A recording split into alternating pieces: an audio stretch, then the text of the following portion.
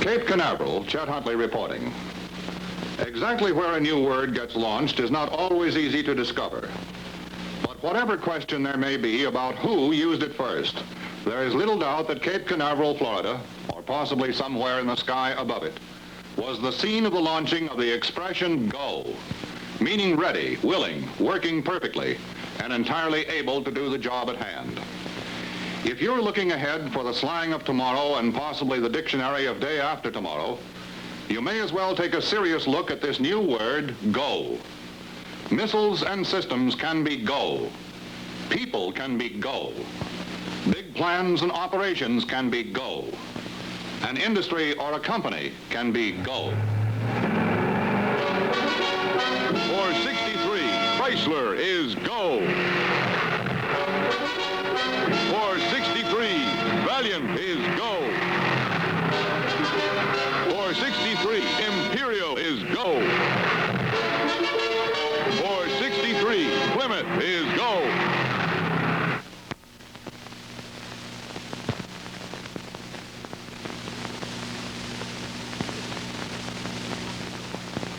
We looked in the right places for the right words to set the new Chrysler styling apart from any other.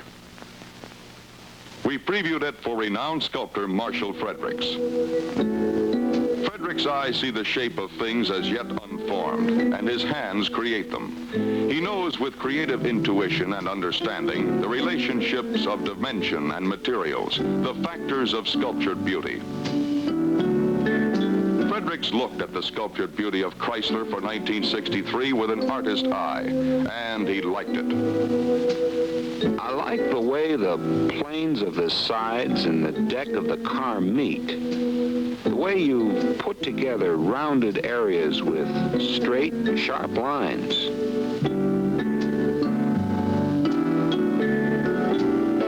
The effect is crisp. Keep that word crisp in mind. We heard it often from the critical, articulate people who first saw the new Chrysler styling. We preview the car for well-known portrait artist John Coppin. Coppin works within the 2 dimensions of canvas and creates 3 dimensions with color. But most importantly, with the interpretations of light and shadow. These are the results of shape. What did he think of Chrysler? I like the way you put your colors together. There's a good, warm, satisfying harmony about this car, inside and out. You know immediately that everything has been planned, well, not merely planned, but creatively developed together. You've achieved something that's often missing about present-day products of industry. That's a genuine custom look. Keep the custom look in mind, too. That's another comment we often heard. We also previewed Chrysler for industrial designer and architect Frank Knopf, who insists that all good design must reflect basic structure, whatever the materials used. For example, says Knopf, good design never really needs any sort of disguise. This structure over here was designed for the Southwest. It openly displays its construction, steel post and beam frame. That's what is meant by believable design. There it is. This same structural honesty Mr. Knopf found to be the distinguishing mark of the new Chrysler New Yorker. All of the lines and surfaces reflect the structure and the purpose of this car. I would say your 1963 Chrysler is definitely a good step ahead. A step ahead. Another good description of Chrysler 1963 styling. Brilliant new styling in all 3 Chrysler lines. Styling that will be advertised. Crisp. Custom look. Step ahead. Words that work. Words that designers, editors, artists, and fashion stylists use to describe Chrysler 63. Words that form the basis for our announcement advertising. Watch how we put them to work. First, this beautiful New Yorker, then a fiery 300 convertible in company with a sleek rear view of the Newport. Then the headline presenting the crisp, new custom look of Chrysler 63. Copy is brisk, informative, straight talk, right to the people we want behind the wheel of Chrysler 63. Finally, the logo, Chrysler 63, a big, beautiful step ahead. Net result, an exciting and colorful presentation of the newest looking car in the business. We'll keep on stressing that style story too, in magazines, in newspapers, on billboards, in minute movies and radio spots for dealer use. Just a second, there's more. An impressive catalog. A catalog saver that will be mailed directly to 1 1/4 million Chrysler, Buick, and Oldsmobile owners. There's a styling sketchbook, alive with the words dealers and salesmen can put to work selling Chrysler 63's crisp styling concept. And a complete announcement kit to thoroughly explain and implement our double exposure program. Complete? You bet. Advertising thoroughly integrated with promotion. Double exposure to work outside and inside the showroom. Advertising that works nationwide in the nation's best-known magazines. Advertising that works wherever you look. Advertising and promotion ideas that work in every hometown USA. Put them to work, then put them all together. You've got exposure. Exposure nationwide and at the local level. Every word, every picture selling, and selling importantly, the crisp, new custom look of Chrysler 63. Brilliant is the styling. The new look of importance that is Chrysler for 1963. Exciting cars with a custom look. Styling a big, beautiful step ahead of any other. To capitalize on it, to make it work, see that it becomes the most familiar styling in town. Raise your sights and your sales by joining right now in the important double exposure program. Double exposure, a planned Chrysler campaign to make the new look of Chrysler cars a familiar look. To make it the new look people want. To begin with, keep your demonstrators in motion and in sight. One car becomes 10 cars when you see it 10 times, and Chrysler will do the rest. Chrysler will attract a crowd wherever you give it a chance. In shopping centers, wherever people are, be there with Chrysler and do it early in the selling year. Get it around town, everywhere. At churches and hospitals, in front of fine shops, wherever car-minded people, busy people are apt to be. At clubs and resorts, at sports events. See that Chrysler is there, early, in the midst of things. And above all, keep them in motion, never out of sight, always on the go. Make every one do the work of 10. Arrange for window displays in banks and department stores, and by all means begin the selling year with billboards so that your potential prospect will quickly get the idea that he's the only man in town without a Chrysler. He'll do something about it fast. A lot of people will do something about it because nothing makes people want a car more than seeing others enjoying it. Inside and outside, at the curb or on the turnpike, Chrysler is that kind of car, made to be enjoyed. Luxurious but tough, a tough performer. Now for 1963 with a tough new skin of acrylic enamel. Polishable acrylic for long-lived brilliance. Polishable as lacquer but far more color fast. This is the crisp, new custom look of Chrysler 63. A big, beautiful, profitable step ahead.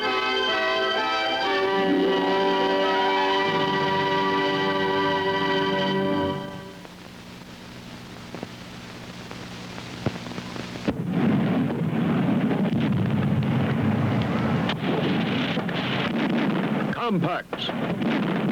1/3 of the market. 1/3. Valiant. All new, all American beauty. Valiant. Red, white, and new for 1963.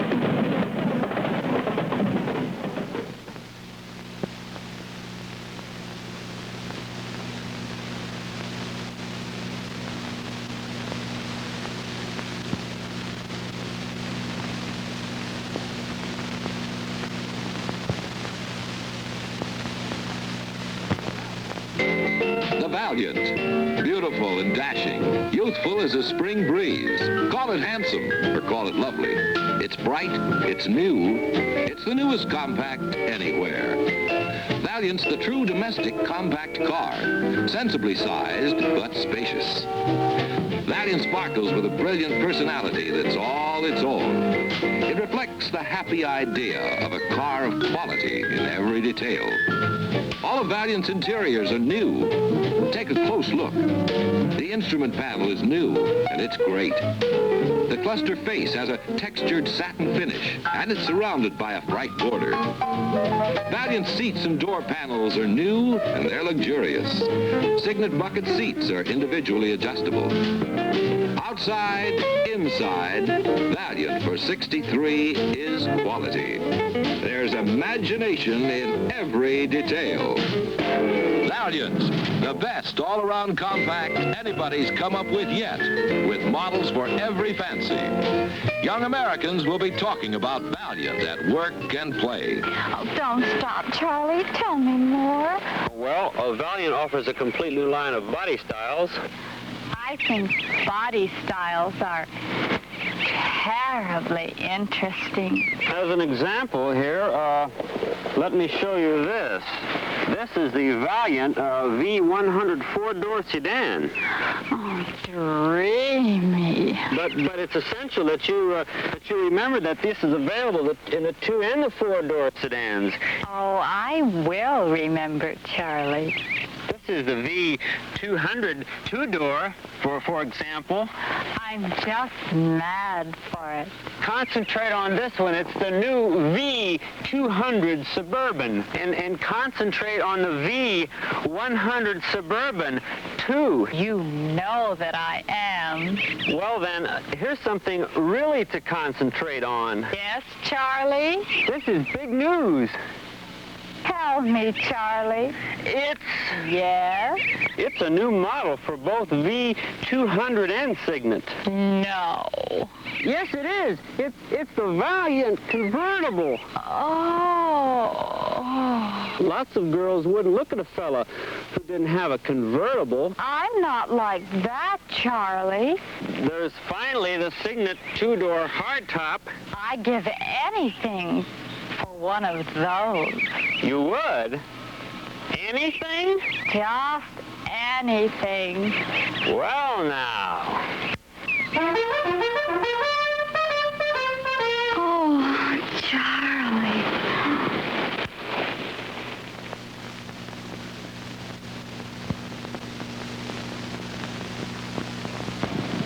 This is a little picture story of one of the best-looking models of the coming year. The name begins with V. Vivian? No, not Vivian. Like to try again? Here's your chance. Veronica? Nope.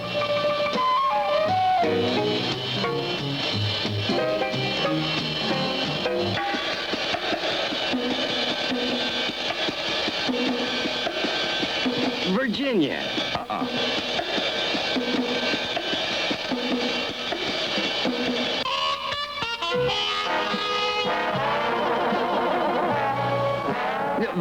Vicky? Too bad.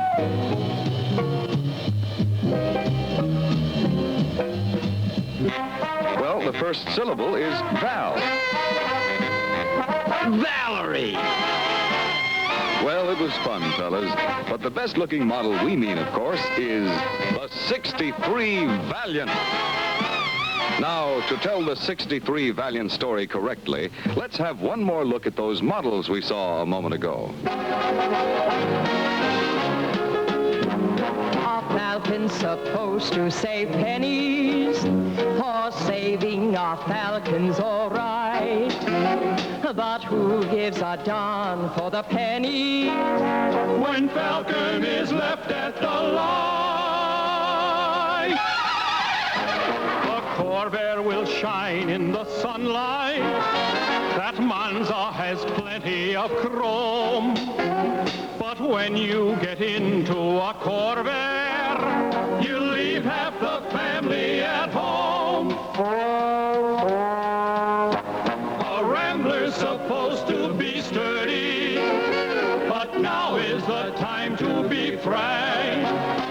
Why is it that just to be sturdy, yeah,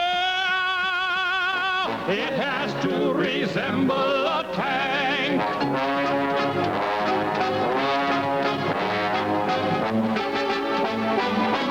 It's a lot like a falcon.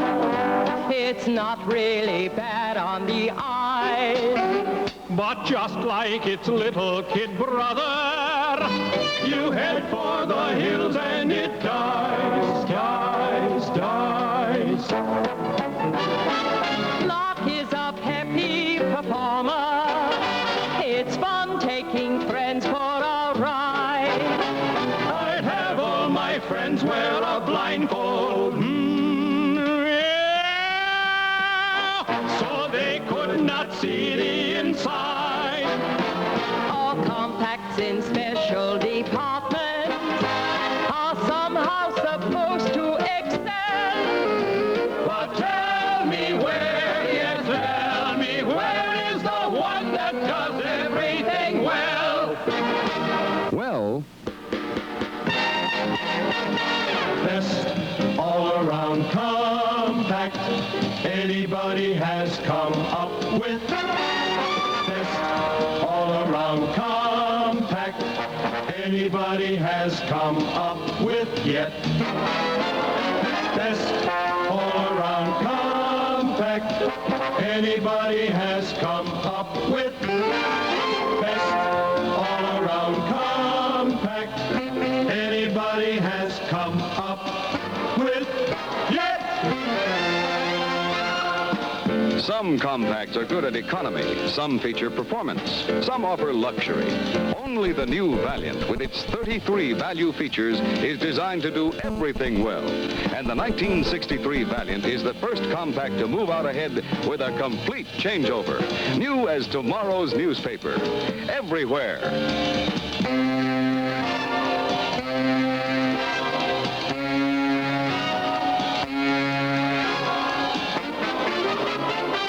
Now, let's go take a look at the best all-around compact advertising. Anybody has come up with yet. First, one of the boldest devices in advertising history. A dirty car, a grimy car, a 1963 Valiant splattered with the mud and the muck of the torture track. And for its dramatic impact, we are going to use this car to proudly present the brand new 63 Valiant. Best all-around compact anybody has come up with yet. Gentlemen, this ad will be talked about for a long time to come. You see, it proudly and dramatically presents the car. It also points up the features that make the 63 Valiant the best all-around compact anybody has come up with yet. In newspapers, we take the straight, hard sell approach right from the start. We make no bones about shouting, "Best all-around compact anybody has come up with yet." And we devote most of the copy to features. The 33 features that are in the car. The features that combine to make Valiant the best all-around compact anybody has come up with yet.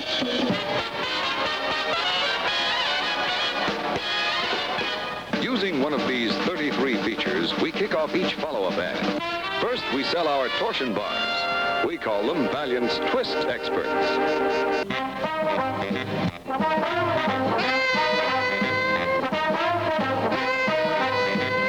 Here's how we sell our alternator. We call it Valiant's Life Preserver.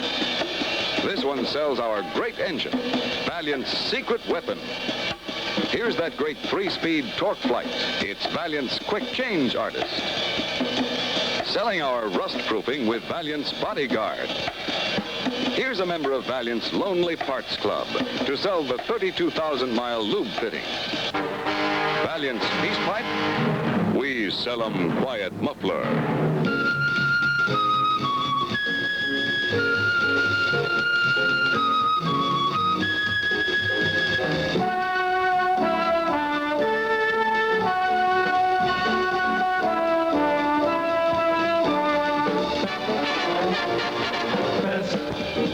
all-around compact. Anybody has come up with best all-around compact. Anybody has come up with yet best all-around compact. Anybody has come up with best all-around compact. Anybody has come up with yet.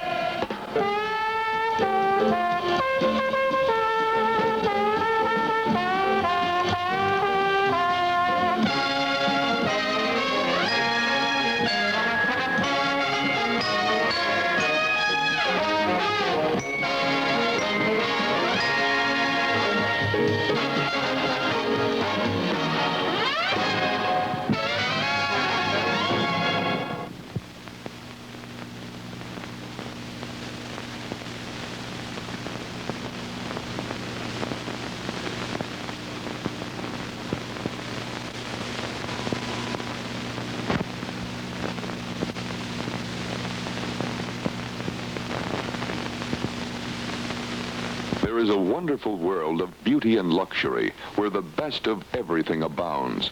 A world inhabited by people who can afford to discriminate. Men and women with the means to indulge every fancy, to make fondest dreams come true, to choose whatever they desire without compromise. Distinguished citizen of that world, completely at home in this well-favored society, is America's most carefully built car, the Imperial. Now, Imperial for 1963.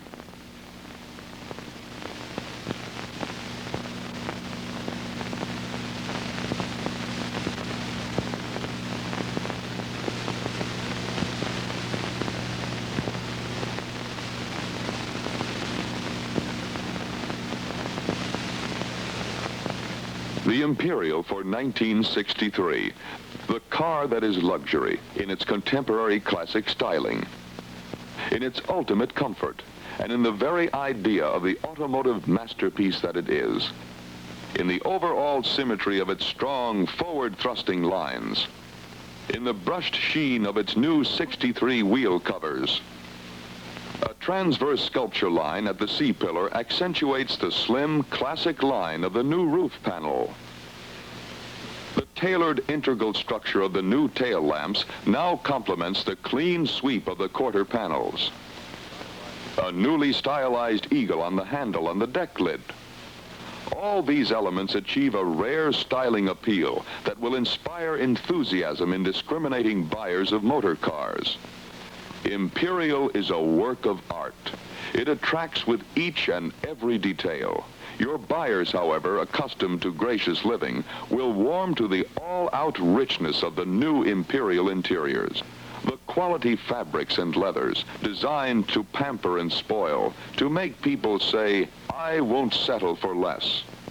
New comfort in front with a transmission curve that is smaller than ever before. New assist handles help rear passengers raise themselves to exit.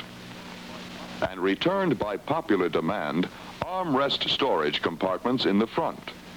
Again, convenience in the automatically adjustable outside mirror. Convenience in the power-operated vent wings, and new convenience in a separate transmission parking lock.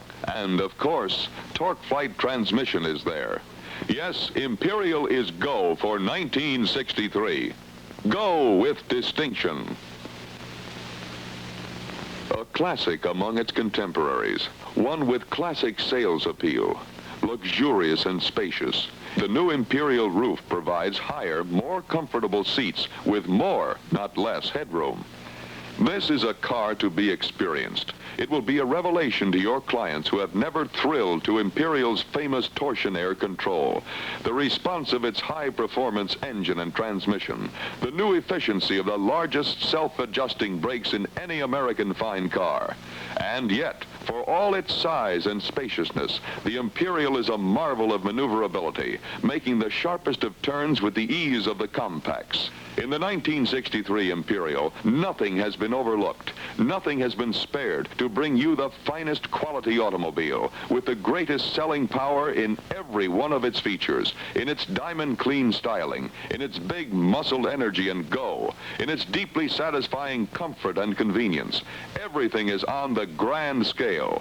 In the two-door models, there are 5 inches more leg space than ever before. This is a car that you will sell with great pride. You will sell it with the assurance that in 1963, far more than ever before, Imperial is America's most carefully built car. Imperial for 63, warranted for 50,000 miles or 5 trouble-free years of luxurious driving. The most irresistible lap of luxury that man has engineered. Imperial is an automotive masterpiece, distinguished as a crown jewel. For 1963, Imperial is brilliant, exciting, and richly colorful.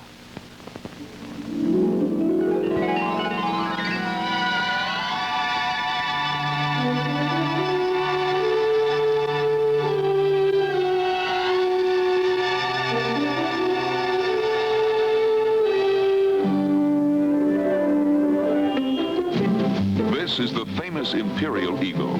You see it here just as millions of present and future luxury car prospects saw it in the most talked about car advertising of 1962. Dollar for dollar, there wasn't a more effective advertising campaign in the industry. The public talked about our unusual approach to specific groups of luxury car prospects. Newspaper columnists and professional journals talked about it in millions of dollars worth of free editorial space. And your prospects reacted to it as never before in Imperial advertising history. Now, there's a new look to the Imperial Eagle we saw last year, and a new look for the great Imperial advertising approach that works so well. You're going to see headlines that are bolder and even more directly aimed at the people who can buy Imperial. We're going to talk to new markets of qualified prospects for your follow-up and demonstrations. And we're going to show these people Imperial's new power and importance with magnificent advertisements like this. This is the new Imperial look that will appear on announcement day. No other car advertising comes close in the feeling of luxury, prestige, and identification. We call it sepia tone, and you see here the extra richness and stopping power it will carry in magazines. It's the look we'll carry in every ad in our major magazine list throughout the year. Here's how Imperial's announcement will look in newspapers of major markets and in the Wall Street Journal. Best of all, we can tell you now that in every prospect category, 1963 Imperial advertising, direct mail, and sales follow-up will be integrated in a total selling approach that's a proved pattern of success in the billion-dollar luxury car market.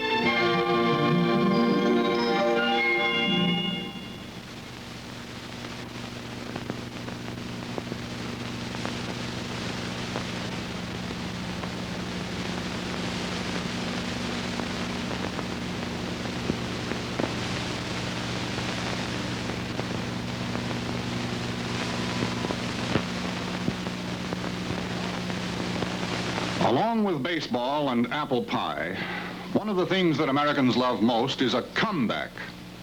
This is Chet Huntley on the subject of a comeback that's coming soon. Plymouth's on the Move is a special report by newsman Chet Huntley on the advent of a big change in America's favorite industry, cars. The future of the automobile industry is in the low-priced field. Those words were spoken by Walter Chrysler toward the close of the fast-moving, well-heeled 1920s. They led into the announcement that Chrysler Corporation would build a new car called Plymouth, a new car in the low-priced field. In Plymouth's earliest years, the game of low, lower, lowest price had hardly begun. Low, medium, and high-priced cars were fairly easy to understand. And in the low-priced field, Plymouth was a welcome sight. It was a low-priced car, and also a product of Chrysler engineering. In its first 4 whirlwind years, Chrysler had established so solidly the idea that Chrysler meant brilliant new engineering that the two words were almost as closely linked as bell and telephone. Plymouth offered at a low price a package of the best basic developments of Chrysler engineering. Plymouth was much more than low-price transportation. It was a car with energy to spare. It responded nimbly on the road. It was rugged. And promotion-conscious Chrysler Corporation saw to it that people saw and heard, often, everywhere, that Plymouth was Chrysler, and that Chrysler was engineering. The relatively new Chrysler Corporation and the brand new Plymouth car survived the buffeting of the Depression uncommonly well. In the marketplace as well as on the road, Plymouth flashed ahead. Sales grew and continued to grow, taking time out for World War II, then leaping up again in the prosperous heat of post-war car building. Then came the early 50s. Chrysler Corporation's cars, Plymouth among them, were big. They were built with a determination to preserve the comfort and also the height of upholstered chairs. But the trend was headed a different direction, toward lower cars, bullet-shaped cars, aimed more at the eye of the buyer than at his armchair comfort or his love of great machinery. Plymouth was labeled boxy. The years between then and now have reflected continual styling changes calculated to put Plymouth back into its former place in the market. Where they succeeded, notably in 1955 and 1957, Plymouth began to move ahead. But Plymouth's novel changes seemed to fit the public demand only in alternate years. The comeback began more than a year ago. At that time, Chrysler Plymouth General Manager Claire Briggs and the management team that lifted the Chrysler brand into profitable, booming years commenced to do a job on Plymouth. Briggs' notion has continued to be that selling success is not a happy accident, but the inevitable result of the right planning and doing. In the year past, Plymouth has been given a new, fast-moving image of performance. Again, a planned image. At Riverside, California, in the critical hands of the U.S. testing company, Plymouth trounced Ford and Chevy. Led by veteran racer Lee Petty, stock car drivers across the country began proving Plymouth was master of its league. And the effervescent dragsters discovered that Plymouth's 413 engine was the hottest mill on the strip. While the admittedly well-made 62 Plymouths were getting a name for themselves on the tracks, the company has been making them even hotter for 63. But in Detroit, the hottest topic of all is what they'll look like. Those who have seen them, Chrysler people as well as competitors who have managed to sneak a look, are topping each other's predictions for the year ahead. The old conquesting vigor and confidence are already back in the plants and offices. And now, on the eve of a new automotive year, this becomes a safe prediction. Plymouth is on the move. Plymouth's on the move. Plymouth, Plymouth, Plymouth's on the move. Wow! Plymouth's on the move. Plymouth's on the move now. Plymouth's on the move. Moving, moving, moving toward a better design. Proving that the best engineering's turning out a quality line. Plymouth on the move. Cutting, stomping, doing what we gotta get done. Checking every move, double checking. Quality is second to none. People on the move. Plymouth people. Really in the groove. Yup. Never was a car like this Plymouth. Plymouth's on the move up.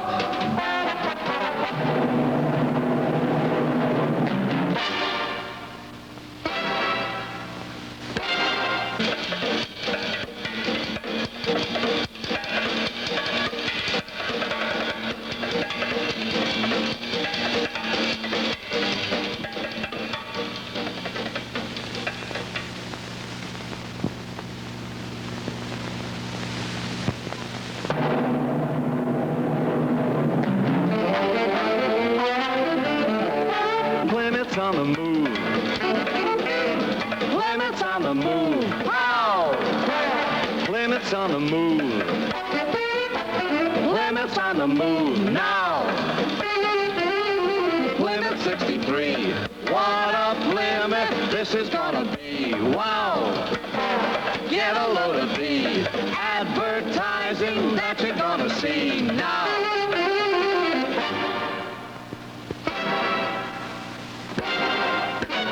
Plymouth's on the move. Plymouth, Plymouth. Plymouth's on the move. This quick new Plymouth 463 unwraps brand new design, lines that are clean and uncomplicated. And this big brawny Plymouth inherits performance that will never be second best. The kind of get up and go that makes it champ of the tough Plymouth Ford Chevrolet League. Another thing is quality. We are putting these Plymouths together with exacting care. To sum it up, from now on, you have to own one to catch one. Quality engineered by Chrysler Corporation, Plymouth 63. Tough, big, bold magazine advertising that will launch the 63 Plymouth. Like this spectacular 3-page unit that will be on the cover of Life and the Saturday Evening Post at announcement time.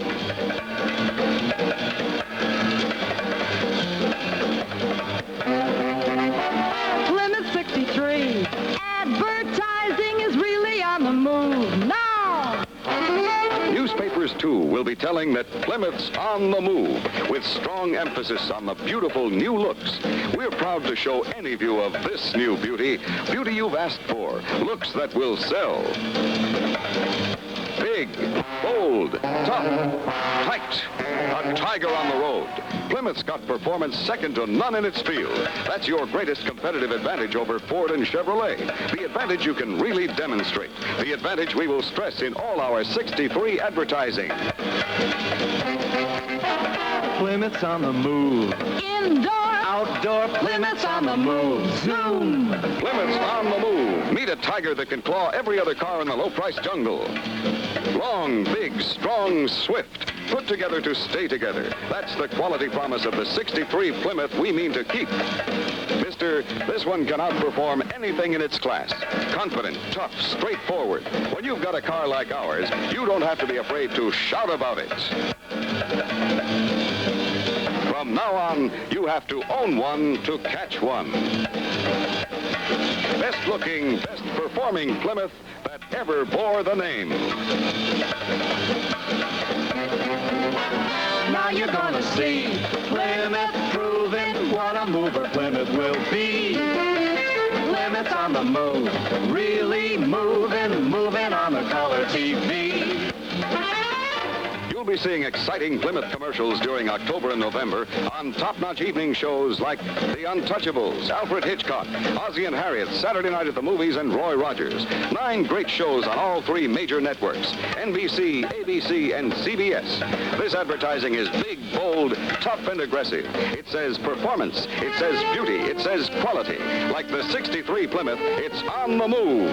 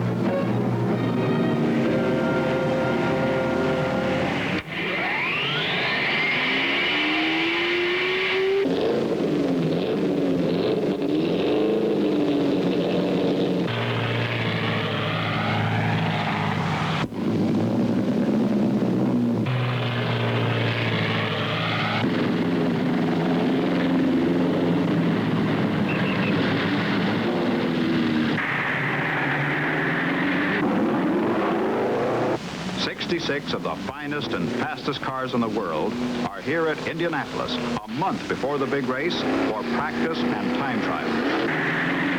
Only the 33 best of these will make the starting field of the 500. And to be here and run with the best is the ambition of every driver, mechanic, and car builder. This stubborn old racetrack is the biggest challenge to race cars on the American continent. If you want to prove your car and yourself, this is the course that can do it. It's a matter of applying torque and horsepower to certain sections of the track. We can use tons of horsepower going up the straightaway. We get tons of horsepower in the corner and you can't keep the car from sliding out. See, the car's actually in a four-wheel drift when you come off the corner. And that's something you don't do in most other tracks. You drive them right out of the corner. And here, you're running, say, 140 miles an hour whenever you're in this four-wheel drift. And it's just something that's practice. I don't know if any of us ever get perfect or not, but it sure helps. As drivers, cars, and track get to know each other a little better, speeds begin to climb.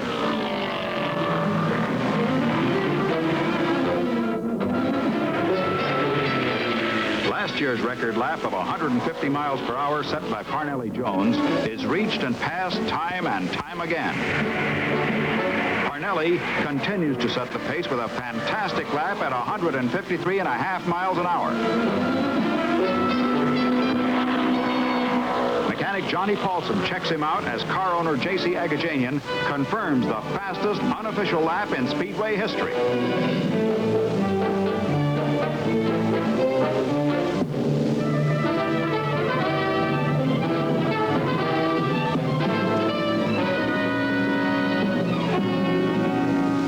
Before practice ends, each driver knows that he's going to have to reach out where he's never reached before in order to get in the race. This is his special problem that he has to solve alone at the wheel. One man, unique, singular. This man, average age, is 36. He's made driving his profession.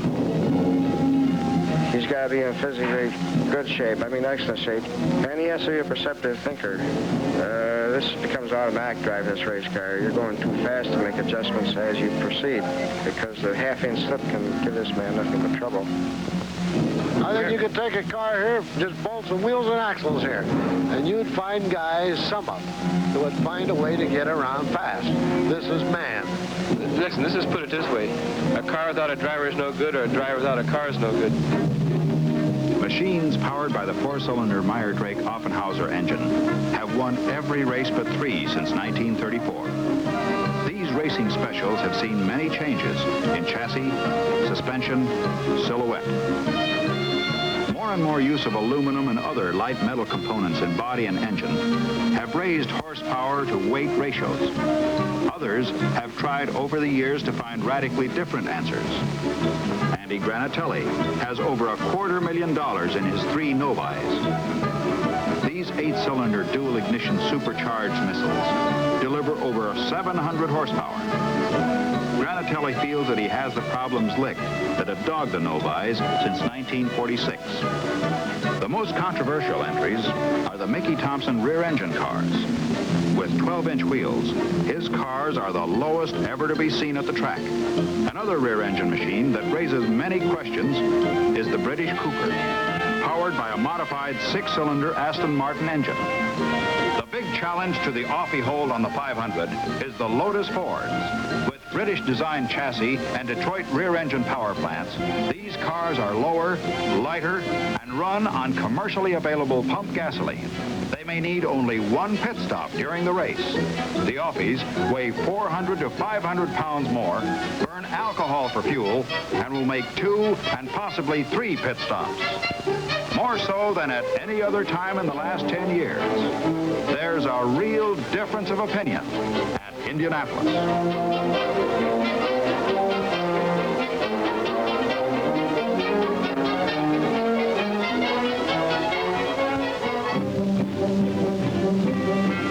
Well, it's about time we change.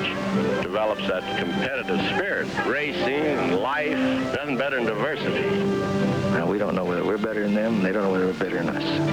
Now, we're finding out who's who and what's what.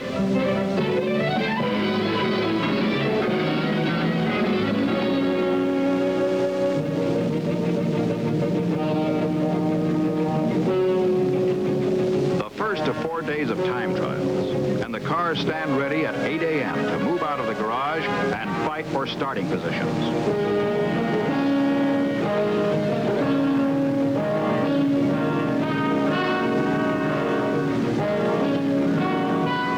and shapes of these racing specials reflect themselves in the shining eyes of the fans who crowd the passageway from Gasoline Alley to the track.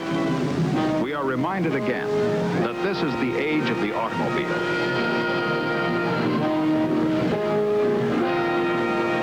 That there's something wonderful, young and old, about a man and a machine racing against time, striving for perfection, swaying on the narrow ledge between safety and disaster. When the gates open, the early fans come to watch practice hours before time trials start officially at 11 o'clock.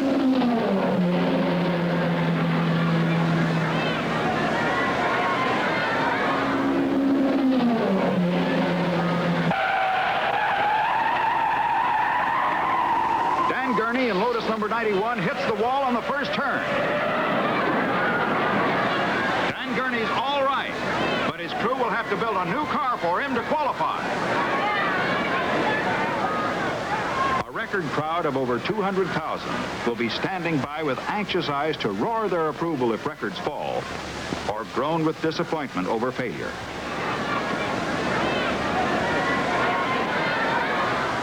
And then, it's 11 o'clock, the moment which has been the goal not only for the past weeks, but a year of planning, inventing, hoping.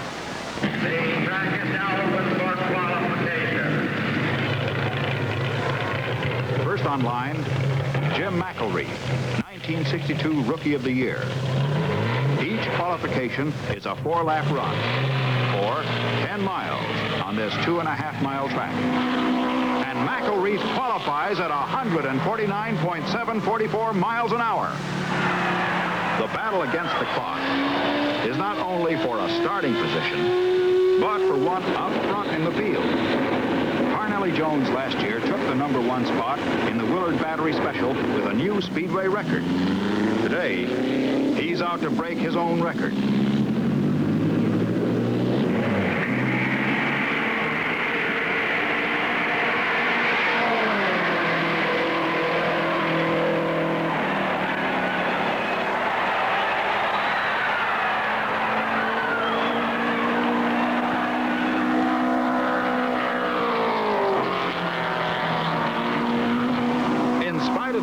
Winds, Parnelli turns 152 miles per hour lap and averages 151.153 for the 4 laps, setting new lap and qualification record. The pole position is his again, if no one else runs faster today.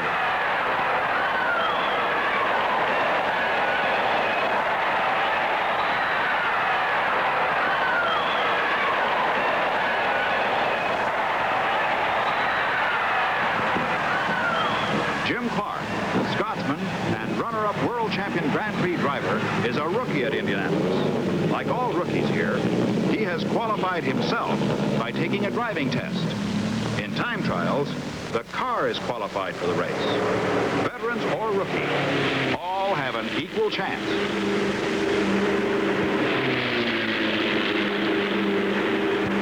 Clark qualifies Lotus number 92 at an average of 149.75 miles an hour. He turned 1 lap at over 150, showing that the car can run with the offies. Don Branson, in the number 4 leader card special, joins Parnelli in the front row of the starting field with an average of 150.188. Roger Ward makes his bid. Roger is a 2-time winner of the 500, 1959 and 1962, and looking for his 3rd victory. Watch out!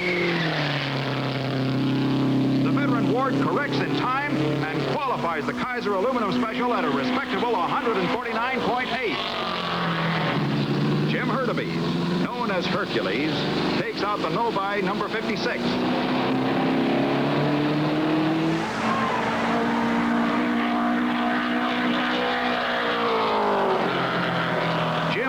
It on and comes within a quarter of a second of Parnelli's lap record. He qualifies number 56 at 150.257 miles per hour.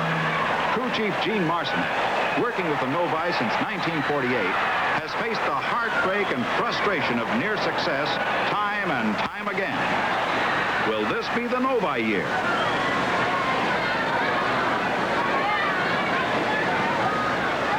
Rookie Bobby Unser qualifies the second Novi, number 6, at 149.21 miles an hour. To get in the race, you really gotta fight it out. So you have to go out there and stick your neck way out to get in there. You know? Otherwise, if you don't, well, you're not in the race and no chance to show what you can do. And rookie Art Malone qualifies the third Novi, number 75, at 148.343 miles an hour.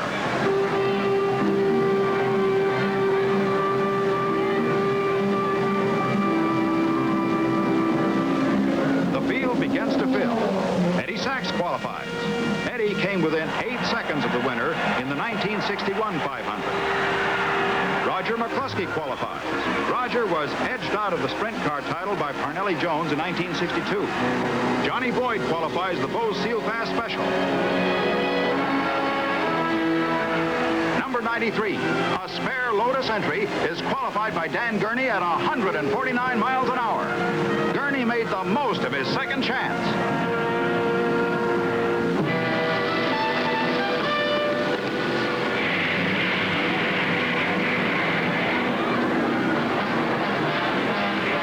Others have had their trouble. Dwayne Carter suffered a cockpit fire in number 84. He spun out in another Thompson car, car number 83. Recovered and later qualified the repaired car number 83 at 148 miles an hour. Dwayne is 50 years old with a racing career that goes back 31 years. In 3 of the 4 days of time trials, 33 cars post qualification times that put them in the race, unless someone comes along that's a little faster. In the practice that continues between and during time trials, some try too hard.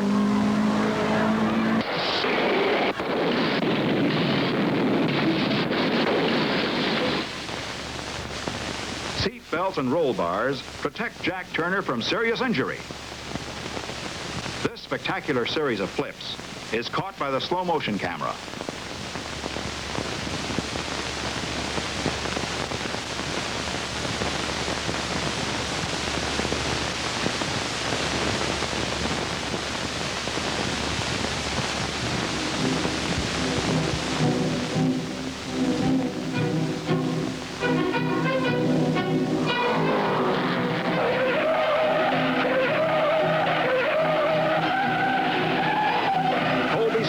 Spins out in number 73.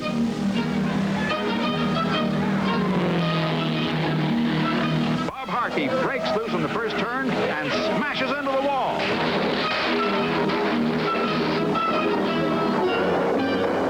Harkey's all right, but the car's through.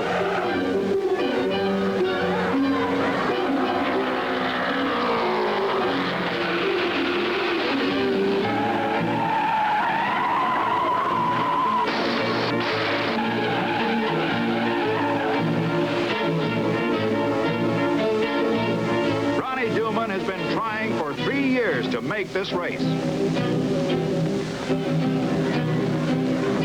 At the very last hour of the last day of time trials, there is still a chance for cars not yet qualified. The speed to beat is 147.293. It's now or never for Troy Ruttman, who listens to the instruction of Chief Steward Harlan Pengler. To go, and if you do, put your hand up good and high right in here by this stand. What you're saying to us is, and to the timers who are on you all the time, start my qualifying time on this lap. Now, if anything happens to that flag or anything, just keep going as long as that light's green. All right. Okay? Yes, fine. All right. Thank you. Good luck to you.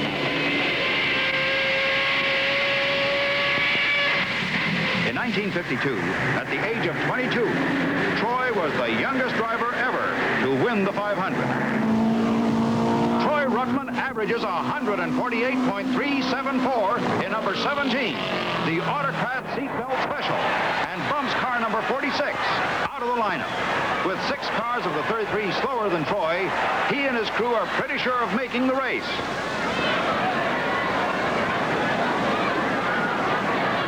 Now that he did it, Troy isn't quite sure how. There are only a few minutes left to 6 o'clock and the end of time trials. Dempsey Wilson is on the bubble. He's low man and the target for any new attempt. In the last seconds, no one is able to bump Dempsey, and it's over. Dempsey is in with 147.8. The difference between Dempsey and Parnelli, the last and the first of the Select 33, is only a half a second a mile. This is the fastest field ever to start the 500. Average speed, 149.028. Almost 2 miles better than last year.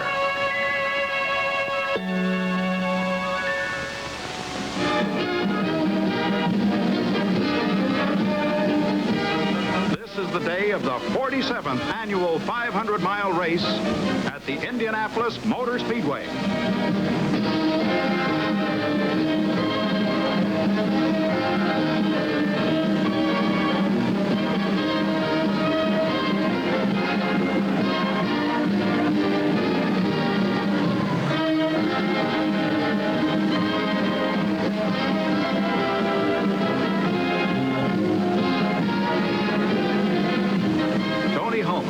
Speedway president speaks the historic words. Gentlemen, start your engine.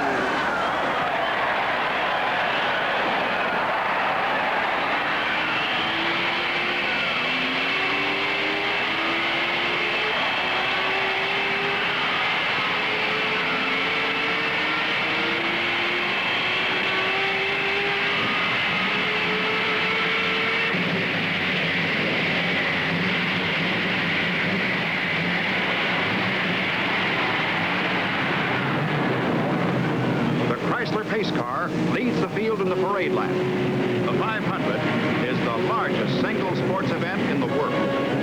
It is 33 men racing for a purse of almost $500,000 and the greatest glory that a man and a car can achieve. It is 250,000 people who have come to share their failures and victories. And it is lessons learned. The tire can do this, the piston that, the gasoline thus. Lessons that will find their way to the drawing board. And in the model year after next, they will work for you. The pace car pulls into the pits. And they're off. Parnelli Jones jumps into the lead on the first turn.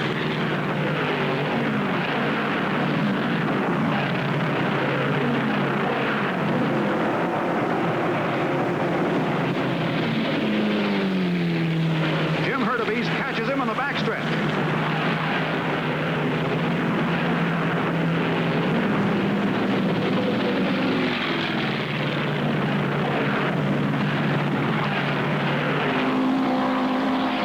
Jim blasts by Parnelli, and the no-bite takes lap one.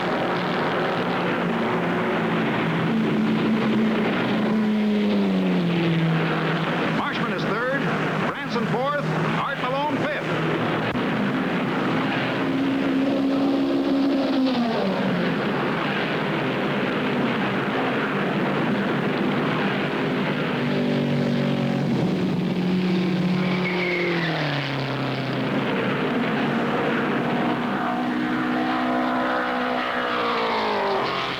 Just squeezes past her to base to take the lead again in lap two. It's Bobby Unser in Novi number 6.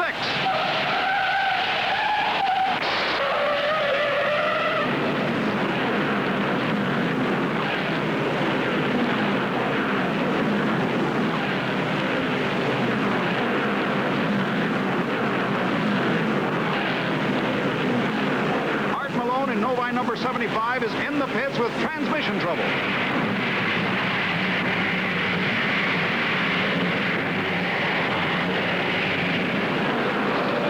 Parnelli begins to move away from the field. McCluskey passes her to base to take second. As Parnelli says, I always contend that the races you win are usually the easiest ones you ever drive. The guy that's usually running back in the pack trying to catch the leaders, he's the guy that's really working hard.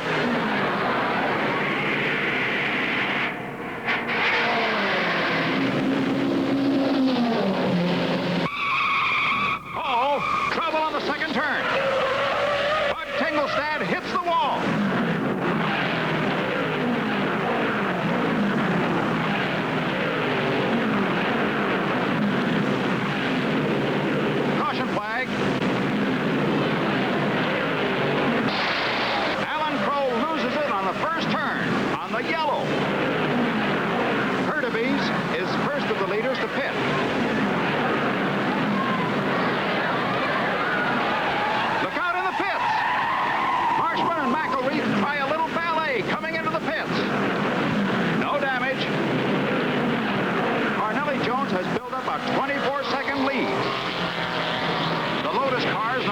92 and number 93 are making their move, running 5th and 6th. Lap 64, 160 miles, and Parnelli is pitting sooner than expected.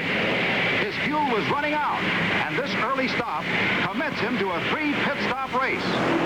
If the Lotus cars can hold to their planned single stop and have the endurance to stay with the pace for 500 miles, Parnelli will have to get a full lap ahead to keep the lead.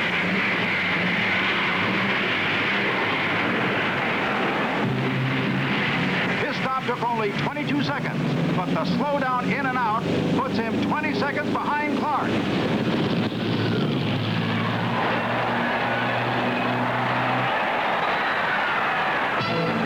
By lap 71, all the front runners pit except the Lotus cars with Clark and Gurney. Our driver is in the race car for about 3.5 hours. The only rest he gets is in this pit stop, about 20 seconds each. During that time, he has to keep the engine going, hold his foot on the brakes, get a small glass of water, and change goggles. Clark in Lotus Ford number 92 and Gurney in number 93 are running 1-2, almost a full lap ahead of competition, except for Parnelli, who's in 3rd. Gurney pits on the 93rd lap, 232 miles.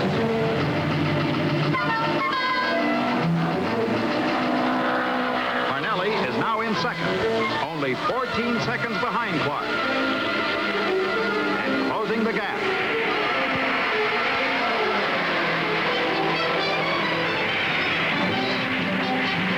At 240 miles, Jim Clark in number 92, Lotus Ford, makes his first and perhaps only pit stop.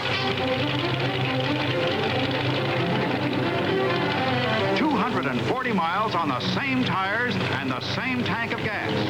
But with more than half the race to go, will he have to pit again? It'll be close.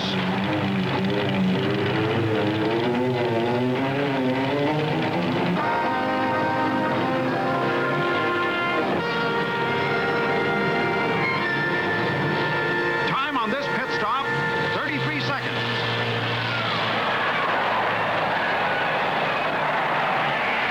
Grabs the lead and stretches it to 3/4 of a lap.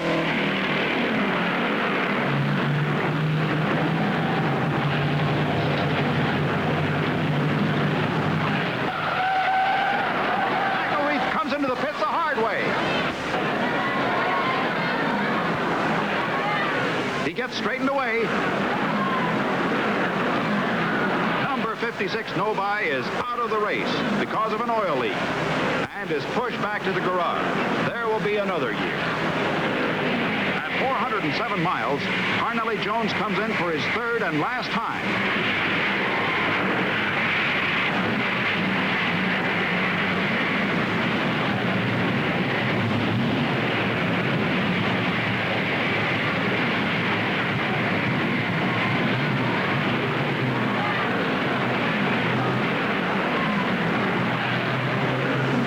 Battery crew does a magnificent job and gets him out in 19 seconds before Clark comes down the straightaway. Parnelli is in first place, but not by much. There's only 6 seconds between them.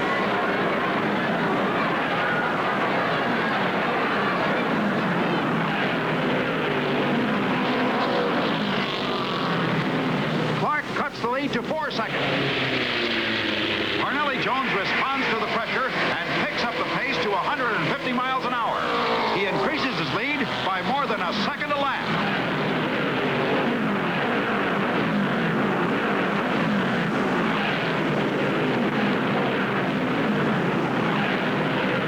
Clark is staying with him, but conserving tires and gas. It looks like the Lotus Ford will finish this race with 1 pit stop.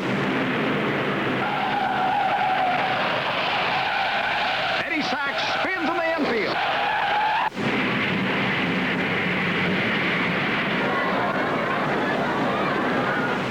With an assist from a safety truck, he pulls back into the race.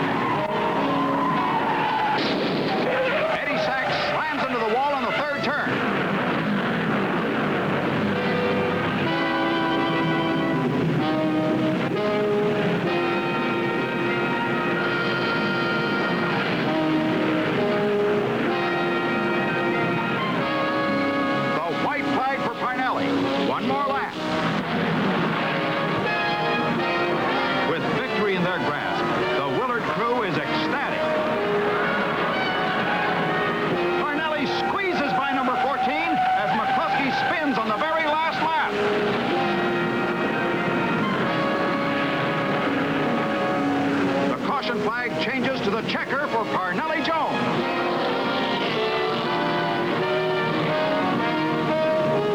The checkered flag for Jim Clark, only 34 seconds behind after 500 miles. Parnelli Jones wheels a Willard Battery Special into victory circle to the cheers of the applauding fans.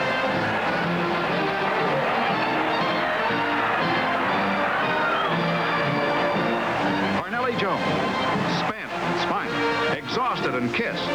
The man who did it, faster than anyone else, joining the ranks of the greats of the 500. And Jim Clark, in a new car with new ideas. He did it too, with courage and endurance. And those who ran 6th, or 23rd, or 28th, or 4th, they did it too. Those who have been a part of the Indianapolis 500 begin even now to think, plan, talk, dream, and look ahead to next year.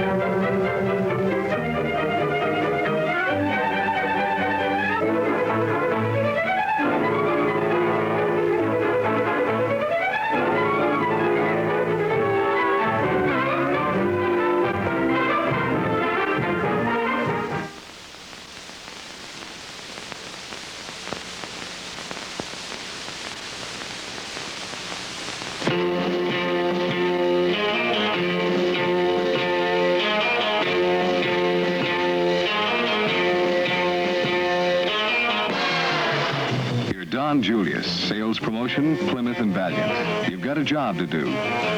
Got to get the word out to Plymouth salesmen. Plymouth and Valiant really rate where it counts against competition. You've got the proof. You've seen the specs, catalogs, features. You've seen the cars now. You know Plymouth and Valiant are top value in their class. But words and numbers on paper are cold. Not exciting enough. Don't really get across what a great year this can be. Gotta help them find out how big 1963 advantages over competition can put extra dollars in their pockets. How do you help them cash in? Idea. Great. Need help, though. Get some of the other guys to lend a hand. You call in Howard Caudle, Dick Cook. They like the idea. You kick it around, refine it, iron out the details. You set it up, name the day, and a few mornings later, you're ready to go. The idea? You're going to give these 1963 cars, all the major competitors of Plymouth and Valiant, a real going over. Find the things that don't show up in the statistics and the charts and the specs. Give them all a critical look from a prospect's eye view. And then you're going to report the facts to the salesman. Give them the straight dope on how their Plymouth and Valiant stack up against what the guy down the street is selling, with movies and pictures to show them you know what you're talking about. You pick the major competition against Plymouth, Chevrolet Impala, Ford Galaxy. And, well, you hesitated some about this one. It doesn't really stack up in size or features, but it's priced right up there, so you included it, Fairlane. And you figure you'll get the district manager to give salesmen a full-scale report on that Plymouth Fairlane price situation in the meeting. Then, you take a deep breath and start with a long look, a prospect's look. Forget you're with Plymouth. If you're not honest now, you may as well quit. So you look, and one thing hits you right between the eyes. Brother, it ain't 1962. Suddenly, that jingle, Plymouth's on the move, is running through your head, and you're beginning to get a warm feeling about your car. No matter where you look, it all adds up to just one answer. This year, Plymouth's with it. You start collecting images. You begin to get clear patterns, and you like what you see. Any way you look at it,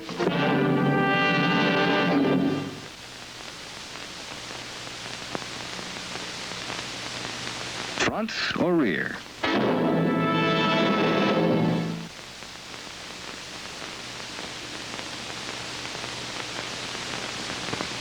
This time it's Plymouth. It's Plymouth with the new look. The only one of the whole shooting match that you can tell from its 1962 counterpart without a program. But it's clean new, uncomplicated new. You know people are going to like its lines. You begin to notice details that show there's more value built into Plymouth. Like airfoil windshield wipers that keep blades tight to the glass, keep them working, even when you're barreling along at 90 in a windstorm. Plymouth's got them. Impala hasn't. Neither has Galaxy. And neither has Fairlane. Dick notices something about the Fairlane trunk, and you check it out. Pretty tough to get something heavy up over that sill. You remember a gag you heard once, hernia high. You decide you better not use it. Plymouth's trunk sill is low and wide for really easy loading. And while you're on this trunk kick, you notice how deep and big Plymouth's trunk looks compared to Galaxy and Fairlane. You know that doesn't jibe with the statistics. They give Ford a slight edge in cubic feet. You find the difference quick. Galaxy's space is there, but it's really spread out. So flat you can't stand up even a small suitcase in it and then close the lid. You begin to find other things, small things maybe, but all good sales ammunition. Like the fact that you get only one rear door check in a Galaxy or Fairlane. Likewise, Impala. And you know that makes a showroom plus for you with Plymouth's two-position door checks all around. Again, more value. Somebody rolls down the rear window of the Chevrolet and you file a mental picture of what that does for exterior appearance. Plymouth's window, of course, goes all the way down. Keeps the car's styling lines intact. And while you're taking a close look with the window down, you catch another visible value difference. Just look at the rough trim edge in that Impala window compared with the quality-built Plymouth. Well, you're pretty happy with how we measure up on the outside, so you move to the interiors. You keep on being satisfied. You make a note to show salesmen these interiors side by side. Let them make the same judgment you did about who's going to be hotter than a $2 pistol in 1963. Plymouth going away. Space, pretty much a toss-up. But Plymouth doesn't take a back seat in this area either, and that's a pun. We're equal in most dimensions, a little bigger in some. You note Plymouth's narrower, easier to climb over door sills, and you remember that again in 1963, only Plymouth of these three has solid unibody construction. Tight, quiet, rugged. Impala and Galaxy are still body on frame. Important thing to explain to prospects. You find your attention caught by some of the little things that make the big value differences, like the fact that Plymouth door lock buttons are sparkling chrome. Galaxy and Impala both have painted ones. Like the fact that only Plymouth of the three has the luxury car touch of rollover seat bolsters. You check out footroom. Up front, Plymouth's new transmission design shows up in a lower hump, more room. And you note on the side that contour carpeting in Plymouth fits like the skin on a banana. Ford's looks a little untidy by comparison. You plant your number 10s in the back seat of each car, too, and remind yourself to show the salesman that extra footroom in Plymouth. You compare instrument panels, pleased to notice that Plymouth has real convenience and luxury, like that safety padding. And Plymouth has easy-to-reach push-button control, gauges for temperature, amps that tell you more than just the fact you're already in trouble. That's what you get in Chevrolet. Don't use the term idiot lights. Let's just say they're not as accurate as Plymouth's gauges. Incidentally, notice how bare that Impala instrument panel looks without the optional safety padding. You check Ford and Fairlane. Optional safety padding. Lights for battery discharge that tell you when you've got a problem, not when you're getting one. And that light marked Gen reminds you, too, that both Fairlane and Galaxy still have a generator. Plymouth has a better-than-ever alternator that saves the battery. Impala has followed Plymouth on that feature this year. You look at the heater control and the phrase weather jet comes into your mind. You remember that Plymouth gives buyers the extra value of a blower that moves air faster with the car standing still, and most systems do at 30 miles per hour. You notice a lot of little differences. Not much, one by one, but important indicators of overall value. For instance, you get better protection from sun visors in a Plymouth than in an Impala because they're closer together. You get a wider brake pedal in a Plymouth, 6.5 inches to Impala and Galaxy's 5 inches. Makes left foot braking in automatic transmission models easier and safer. You notice things like this: Chevrolet, Galaxy, Plymouth. The difference? Plymouth's thick blanket of roof insulation. Ford and Chevrolet haven't got it. Here's a value difference that shows up like the Hope Diamond and makes a great showroom demonstration. Plymouth, and only Plymouth, in the Highline models, has this convenient pull-down armrest between driver and front seat passenger. A luxury touch that gives Plymouth Fury a big car look. Yes, as they stand there, you figure you've got a great story to tell salesmen. More than you can cover in a short time with salesmen. You hope they'll check the cars for themselves. But a car isn't just a look at, it's a functional machine. So the next step is to get these cars out on the road and see how Plymouth stacks up against Ford and Chevrolet with the performance chips down. You decide you'll each drive each car and then pool your impressions to pass along to salesmen. You kick them over and take off, not really knowing what to expect. You find out. You find out that Plymouth backs up its good looks with the best performance it's ever had. And that means the best performance in its price class.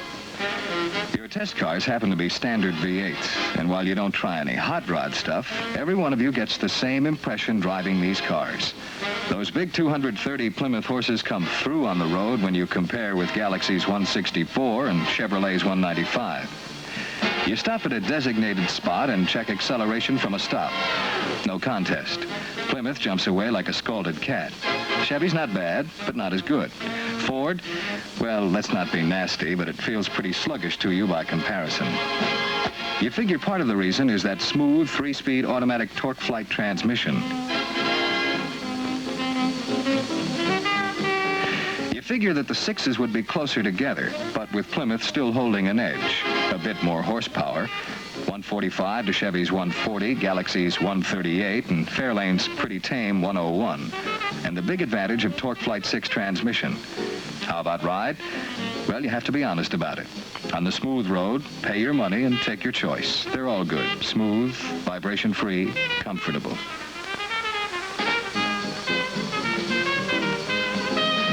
Then you give them the test. You find a good bump and hit it going fast, and the differences begin to show up. You know what to expect of Plymouth's Torsionaire, and it delivers the goods again. Better than ever this year for ironing out the rough spots, settling down fast after a jolt. Impala? Well, you'd almost forgotten how soft an all-coil suspension is. Ford's better. But you come out of the whole deal feeling that the automotive experts are right when they rate Torsionaire the best suspension going for a passenger car. It shows up again, too, when you give them all the stop tests. Besides the better stops you get, smoother, surer, straighter with Plymouth, you notice that there's very little dip. And when you start up again, no squat. Not true with Impala. You stop fine, sure, nothing unsafe about it. But you can tell Plymouth brakes are bigger, and that Impala gives you more dip when you stop. And more squat when you take off. Coils in the rear. Galaxy and Fairlane, not bad. They have leaf springs in the rear, too, but they're not up to Plymouth for smooth stops and starts. So you really ring them out. Competitor, then Plymouth, then competitor again. And you honestly come away from the experience feeling that you've got the better car. Plymouth for 1963. Not big differences. The other guy builds a pretty good car, too. But important differences. And enough of them so that you know salesmen can prove Plymouth's a better buy. So far, so good. But what about the compacts? Valiant, Falcon, Chevy, too. That's the next job. Same kind of bumper-to-bumper and bump-to-bump check on how we look against our top competition in that big compact market. The starting point's the same. A critical, objective, prospect's eye view of them as they stand in the showroom. You know you won't have to say much. Best all-around compact anybody's come up with yet. You picture them as the prospect will remember them. And you can't help thinking that from the front, from the side,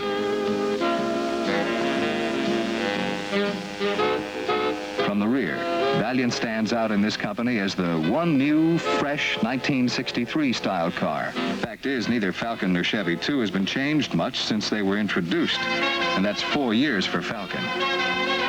You move in now and start to look for the details that make the differences. The things that may be little in themselves, but that add up to value and sales if you know about them and use them. Howard thinks Falcon's tires look smaller, for instance, and he's right. You check them all, and you find out that Valiant has 650-13 tires. Falcon, 613. Chevy 2 is the same, 613. Result? Just has to be a better ride, better traction for Valiant with more rubber on the road. You start looking under the skin now, and you note some of the things you think salesmen will want to hear about. You note that only Valiant of the three has airfoil wipers that stay on the glass even at high speed. Safer.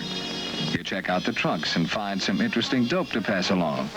You find, for instance, that although the trunks of the Valiant, Chevy 2, and Falcon are about the same size, Valiant has more usable space because only Valiant has its spare tire tucked away under the trunk floor to give you wide, flat, unobstructed load space. And you're surprised to find out that the floor of the trunk in the Falcon is the top of the gas tank. You wince a little as you remember the last time you got caught across the back of the legs by a swinging car door. You find out that neither Chevy 2 nor Falcon has the convenience and safety of Valiant's two-position door check. When you're satisfied with the outside look, you move on to the inside look, and you come up with another good story for salesmen. Interior styling, a matter of taste, of course, but for your dough, it's Valiant. That program of upgrading Valiant interiors Frank Walter told you about really shows up when you give it the side-by-side. For space, not much difference.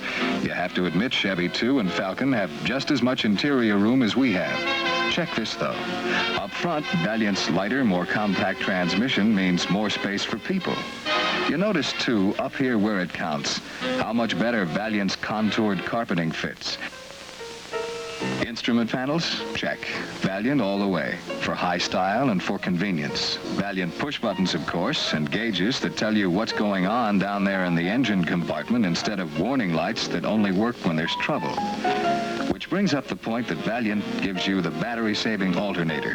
Chevy, too, has followed Valiant's lead with an alternator for 1963, but Falcon still has the generator.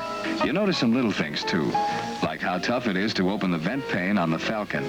No such problem in a Valiant. You notice, too, that the shift lever on the Falcon is mighty close to the wheel, and when you shift into reverse, you have to watch yourself or... You're happy to see that one of last year's problems has been licked but good. Inside door handles on Valiant are screwed on to stay. Falcon and Chevy, too, still use those clips that sometimes leave you with the handle in your hand and a silly grin. You try that knock-knock test on the headliners again, and it's the same story. Falcon and Chevy, too? Valiant? You get a quieter, more restful ride in a Valiant with its thick roof insulation. Well, some of those things are small and unimportant by themselves, but they add up to comfort, convenience, a better buy for your prospect. You figure the smart salesman will find a way to use them. Okay, let's give them the action test now. You go through the ground rules again. Every man drives every car, and you're hardly on the road before you begin to see the big differences in performance. You're driving Falcon, and all of a sudden you're losing the group as they accelerate. You trap down hard on it, but nothing much happens. You wonder if you've got a cold one. But you remember that Falcon's Standard 6 is only good for 85 horsepower, and you begin to see what it means. You remember the price on that window sticker and wonder how they can ask more for this car than you get for your Valiant. Chevy, too, keeps up a little better. You recall that you've got 90 horsepower in this one, but you really start to appreciate Valiant liveliness when you drive them all. And you appreciate again the smooth, efficient delivery of that power through the only 3-speed transmission in the business specifically designed for a 6, Torque Flight 6. You check out Ride with the bump test, and well, what's new? It's torsionaire again. Those coils up front in Falcon and Chevy, too, are just no match for smooth ride, fast recovery.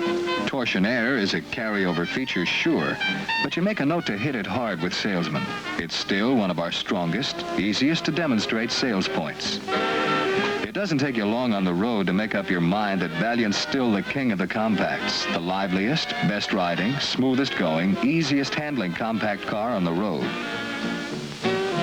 You've got a real good feeling as you swing back into the parking area for the last time and turn off the ignition. You've satisfied yourself, and you think you can satisfy Plymouth and Valiant salesmen across the country that this is going to be the year for Plymouth Valiant. You've checked the cars that we compete against from stem to stern. You've looked, poked, prodded, driven over every kind of road at every speed, and you've come up with an inescapable conclusion. A conclusion that can mean dollars and cents for every salesman who handles the Plymouth Valiant line. That Plymouth and Valiant have the looks, the engineering, the features, the performance, the dependability, the safety, the space and comfort, the price. In short, everything the car buyer is looking for, and in greater measure than any competitor. You know they'll take it from there.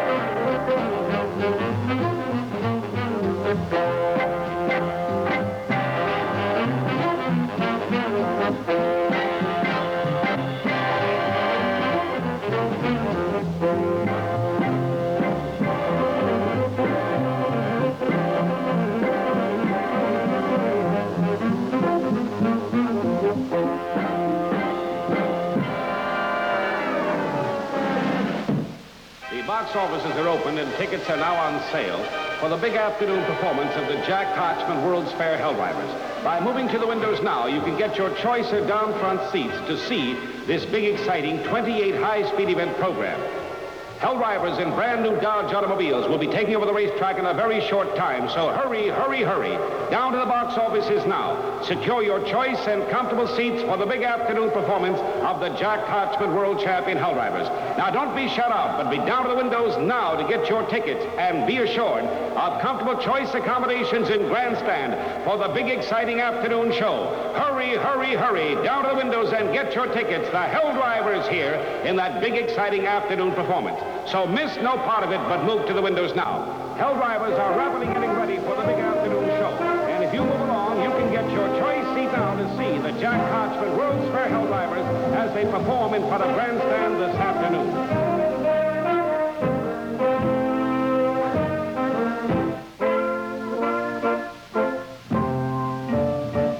Ladies and gentlemen, and on behalf of Jack Hodgman and his World's Fair Helldrivers, we bid you welcome to the big afternoon show. As Helldrivers now move to automobiles, checking equipment. A must now as they fasten the seat belts securely around their waist. Preparing for the afternoon show. Gentlemen, start your engines.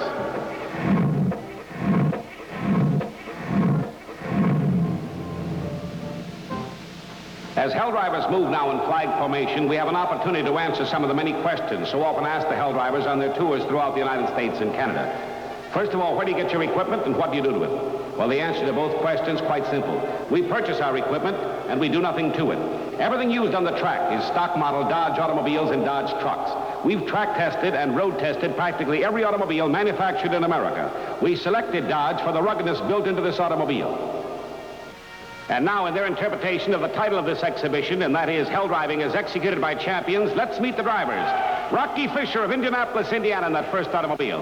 A second car moving down with Bobby Lynch of Albany, New York, bringing his car to a halt. And here now, from Copenhagen, Denmark, moving from the top of the racetrack, our third champion brings his automobile in for a quick braking halt. It's Tony Peterson. And now from Miami, Florida, Bobby Allen. Our fourth champion, Whitey Pizzera, brings the convertible to a halt. Wait a minute. Hold it right there. What's the trouble? Somebody took a nap in the back of the trunk. Happy. Welcome to the World's Fair. We're awfully glad to see you. Do we have your permission to start the show? Let's roll 'em, he said.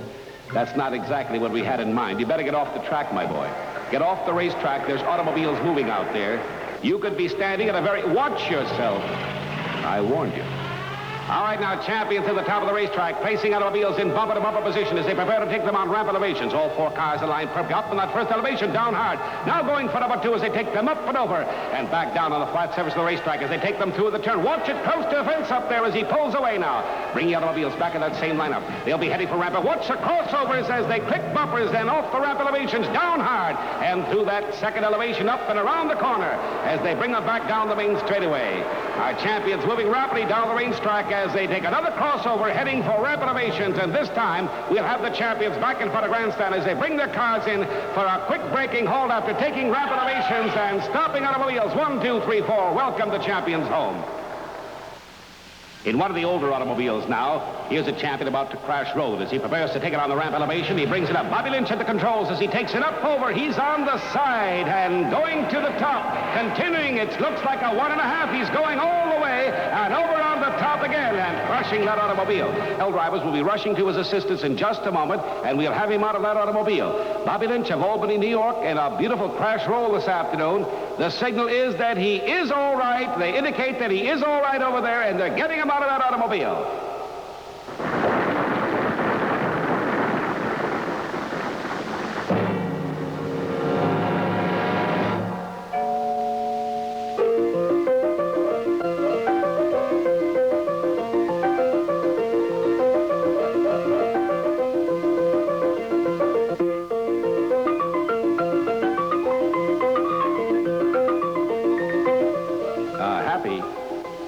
Happy, we have a little job for you. I wonder if you'd help me out just a moment. These automobiles are getting awfully close together this afternoon. That's it. Stand right in the middle of the ramp.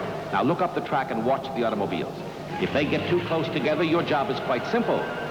Push them apart. Watch. And close that time. I think it's getting too dangerous for you out there, Happy. you'd better find a place to sit down. Not on the rampway. That's where the cars are going, and they almost got him that time.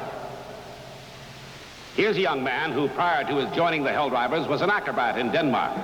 A little acrobatics now on one of these brand new Dodge automobiles, as Tony Peterson prepares to bring it in, to line it up perfectly, wing overs and barrel rolls as he lays it on the side to ride it out on two wheels and all the way. He may go to the fence this time as he holds that perfect balance with this automobile and preparing now to take it down on all four after a long, long high run and moving up to the fence. Here's his partner, Bobby Lynch, now prepared to bring his car up and riding it out for a long one. He may go all the way. He may go over any moment now, but he's holding that balance as he goes high into the turn to bring that automobile up to the fence and see if he can snap roll it down on all four wheels. He's back down.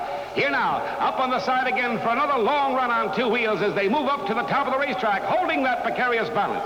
Now watch now, as 3,400 pounds of automobile will be balanced on two wheels, and that's a real test of the rugged construction of Dodge automobiles. And now as he moves into the corner from the opposite direction, Bobby Lynch is moving now to bring his automobile another long high one way up to the top of the turn. And can he do it? Can he bring it down? He's going to make it as he brings it into a halt. Well, it looks like Happy wants to get into the act. Here he comes with his own personal automobile.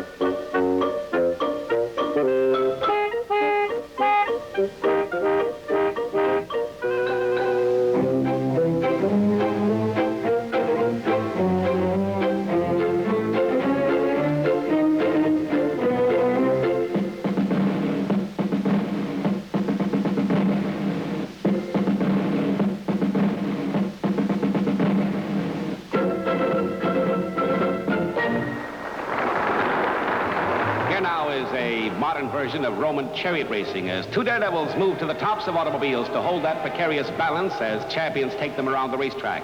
Holding to the top of the cars, they take them over ramp elevations, lining up again to move on to that rampway up on the side, and they're back down and safely. Here's our champions up on the side again to move it through, and we'll have this daredevil safely back in front of the grandstand to bring his car to a quick braking halt. And we'll have him safely on the ground, I'm sure, as he brings that car in and spins around to a halt. Now from the top of the racetrack, another champion over the ramp elevation and back to a quick braking halt. One of the more dangerous aspects of this business is the T-bone crash. It's an event in which a champion must take an automobile to line it up perfectly on a ramp elevation, take it up and over, crash head-on and head-first into the side of a parked automobile.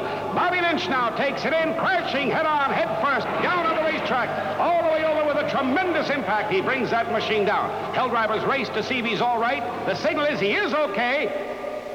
He's all right. We'll have him safely out of that automobile in just a moment.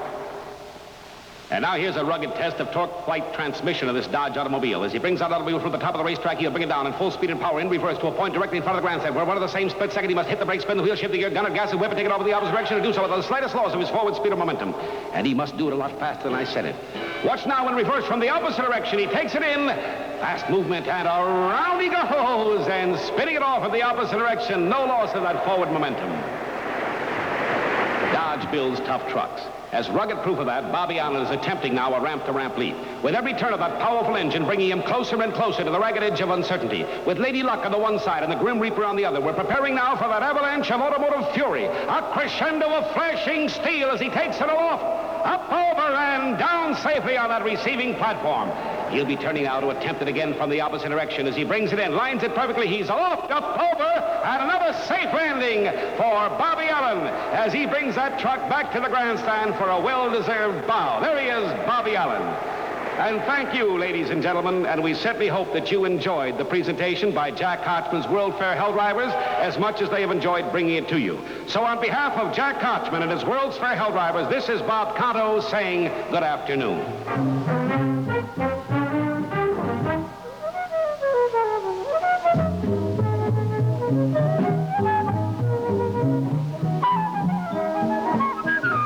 Jack Hotchman's Hell Drivers, like drivers the world over, stake their lives every day of the week on the strength and safety of Dodge cars and trucks, performing the roughest, toughest test ever conceived for automobiles. These cars speak for themselves, the Dodge Dependables. See them for yourself when you're at the World's Fair.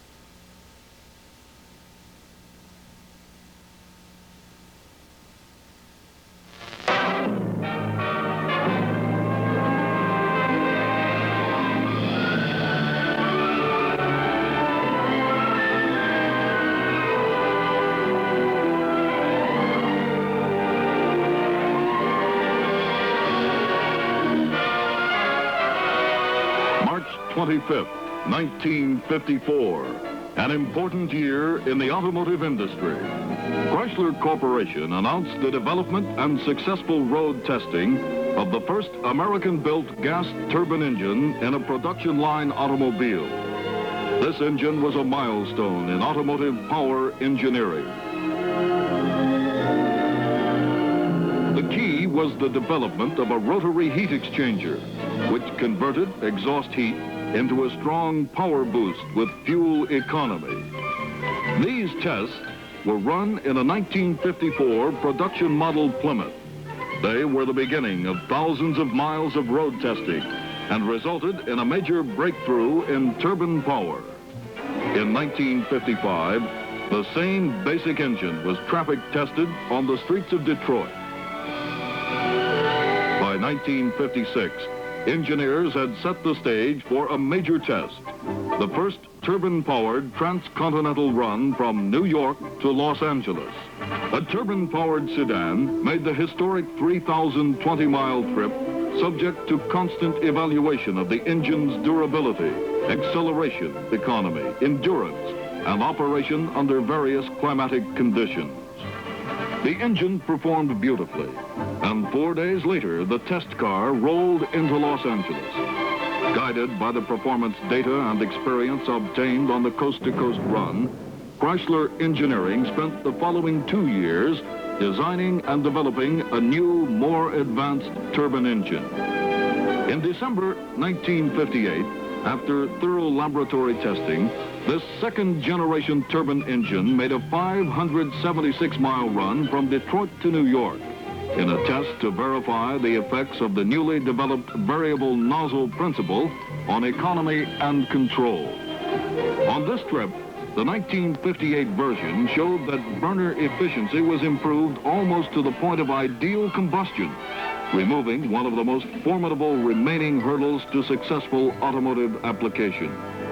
In the following months, another obstacle was eliminated when, through Chrysler metallurgical research, new materials were developed which contained plentiful and relatively inexpensive elements that could be made by conventional methods and still have excellent resistance to heat and oxidation, even at extreme temperatures. By December 1961, after more months of patient development, an improved third-generation turbine power plant, the CR2A, was installed in a 1962 production line model, which made another 4-day cross-country trip.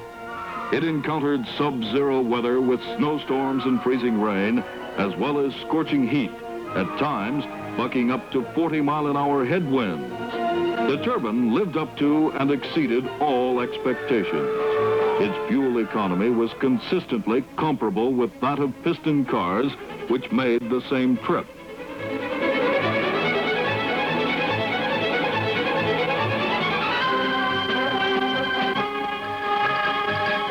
The culmination of this sustained and dedicated effort was Chrysler Corporation's announcement in 1962 that the company planned to build 50 turbine-powered passenger cars for release to selected users. This was to be done to obtain concrete evidence concerning public acceptance of this revolutionary type of automotive power plant. Actually, a turbine is a highly advanced use of one of man's oldest means for creating power to do work, the windmill. The windmill, as most of us know it, consists of a number of curved blades called vanes mounted on an axle. A breeze blowing against these vanes causes the windmill to turn and to supply power to do many kinds of jobs. As the wind increases, the windmill spins faster, provides more power. The turbine, acting as a controlled windmill, makes today's jet airplanes possible. But its use in a passenger automobile is substantially different. First, we'll lift the hood on the gas turbine car for a look at the engine. Now, looking down on the engine, we can, through the air or gas, forces its way past the blades of the first turbine, whose job it is to turn the air compressor, regenerators, oil pump, fuel control, and other necessary accessories to make your car function. The hot gas then turns the second turbine, which is connected to the rear wheels to drive your car. But that isn't the whole story of the turbine engine's operation. Two other major elements make the gas turbine engine practical for use in a passenger car. After leaving the combustion chamber and passing through the two turbine wheels, there is a dip in the temperature of the gases as they flow to the exhaust. But the gases retain large amounts of heat, which would be wasted if merely allowed to escape unhindered through the exhaust pipe to blister the paint of cars following. So a device for salvaging this heat is placed in the path of the outrushing gases. This is the famous Chrysler-originated rotary regenerator, which is basically...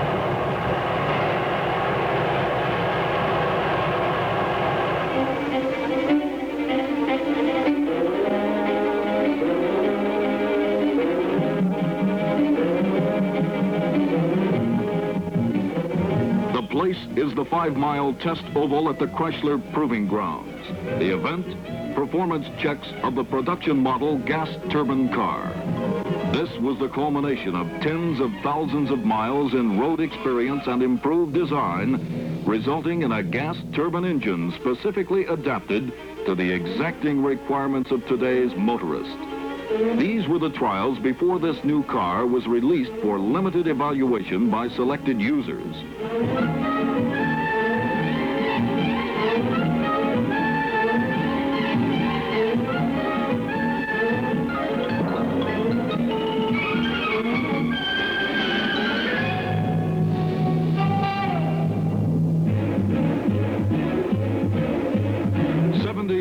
Miles an hour and running steady in a smooth, vibrationless, trouble-free ride, passing rugged endurance and power requirements with ease.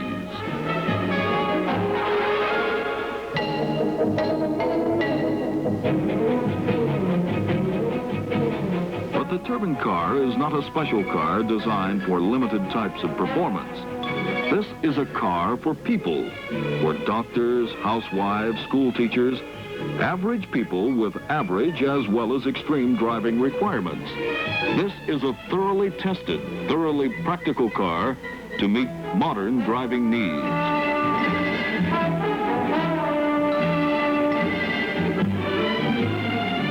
Here is a car with power engineered for safe and ready acceleration when needed on the highway.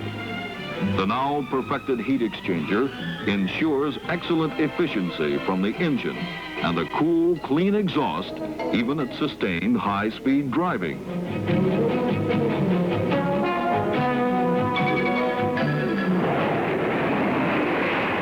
Now, on to the twisting, tortuous side roads at the Proving Ground. Roads scientifically planned to tax the strength, maneuverability, and control of any car.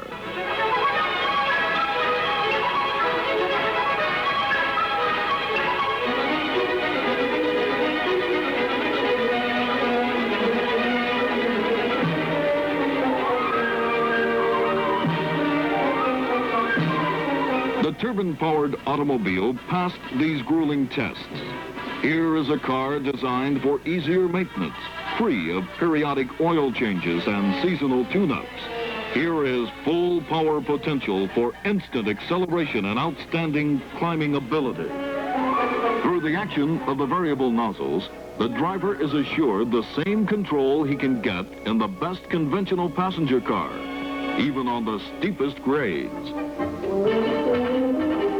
Here, indeed, is an engineering breakthrough worthy of the painstaking experimentation, constant testing, designing, and redesigning that went into it. The light, compact, reliable, easy to maintain, economical to operate, Chrysler Automotive Gas Turbine Engine.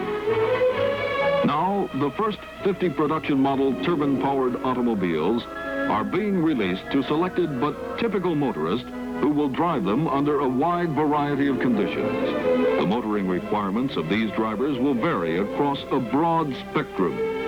The tremendous potential of the turbine to satisfy power plant needs for propelling automobiles more smoothly and dependably than ever before opens the possibility of an exciting new chapter in the history of motoring and gives the automobile a running start in the jet age.